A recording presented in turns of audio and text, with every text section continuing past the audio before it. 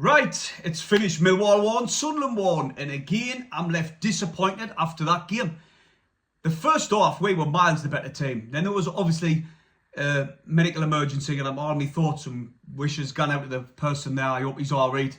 But after that, Millwall was starting to creep into the game. The second half, from 67 minutes on, I was biting my nails, and I just thought it's only a matter of time before these equalise here. We were constantly sitting off. Now, you'll have thought from the Coventry game in the second half that they'll have learnt a lesson. Yes, there's 5 changes since then, or near enough 5 changes.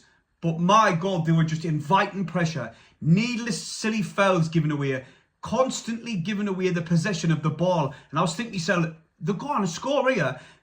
Goal kicks. Patterson's distribution was shocking the second half. It was, and I'm not going to lie. I didn't like to dig players out, but it was. He constantly giving away possession. It was either going into touch, went through to Jensen a few times, and their players were just picking up the loose balls practically every time. The defending for their equaliser was terrible as well. Alexic, then but Luke 09 as well. Disjointed the full defence. He let them go far too easy. Yes, he's a makeshift right back. He's been playing all of his game time at centre half. But that was bad. And then when the ball got squared across, where was Alicia? Like I said, it was disjointed. And there was 2 Millwall players waiting to put that ball away. Now, this is the second game in a row where I'm thinking to myself, after the game, I'm really disappointed in that. We should have won that game. If we continued to play the way we did the first half, we would have won that game. As the same with Coventry, but we didn't. And we never learned our lesson from the Coventry game. We came out and played exactly the same way as we did against Coventry. And we were lucky not to lose that game. The amount of chances they were getting, for the amount of set pieces, the amount of corners. Now, if Cooper wasn't injured before this game, I'm telling you now, he would have buried one of them chances, because the balls they were putting in were really dangerous and very inviting for the Millwall players to, try and get on the end of. But look at it from the other side of the coin. We're unbeaten in 8 games now, and we're still top of the league.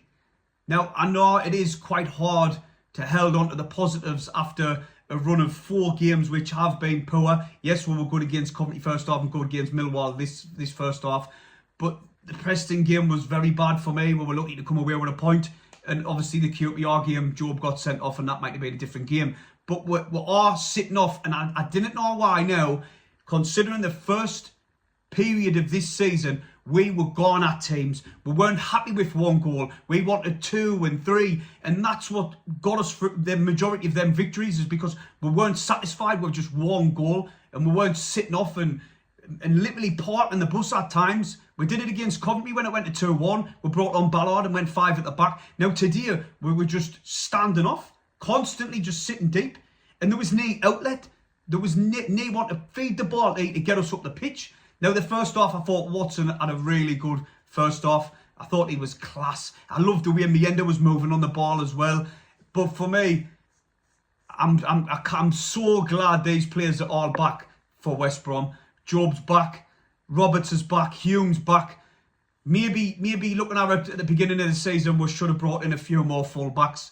Let's be honest, because if we're missing one or the other, like obviously Certain before the game, he's apparently got to get surgery on his hand. Desperately missed him, even though I thought Alicia was outstanding when he did come in. Numerous times he cleared the lines, but for their equaliser, it was just a little tap in. They weren't there, nowhere to be seen. Didn't pick up the man. But like you say, that can come down to the terrible defending from the other side. You know what I mean? But in any way, you can look at the positives or you can look at the negatives. We're still top of the league. We've got 5 players coming back for the West Brom game, which we need to start putting victories together now. We need to get on a little run, and then we've got Sheffield United away on a Friday. Absolutely monstrous game. Hit the thumbs up before you've gone, everyone. Subscribe if you're new, and I'll see you in the next video.